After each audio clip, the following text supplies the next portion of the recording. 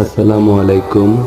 আপনারা জানেন ৩৬০ জন আউলিয়া নিয়ে হযরত শাহজালাল বাংলাদেশে আগমন করেছে এবং সিলেট এসে গড়গোবিন্দের সাথে যুদ্ধ করে ইসলামের বাণী এবং ইসলাম প্রচারণা করেছে। আর আমরা যদি ওই মাজারের উপরে আঘাত আনি, তার মানে তো ইমানের উপর আঘাত আনা।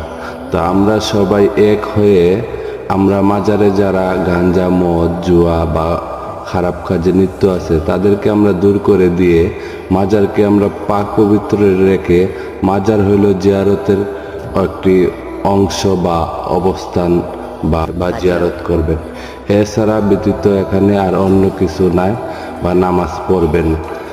তো যারা এই মাজারের উপরে আঘাত আনতেছেন, আমি আপনাদেরকে বলি মাজার না ভেঙে যারা এই মাজারের থেকে অবৈধ কাজগুলা করে তাদেরকে আপনারা দূর করে দেন। আর মাজার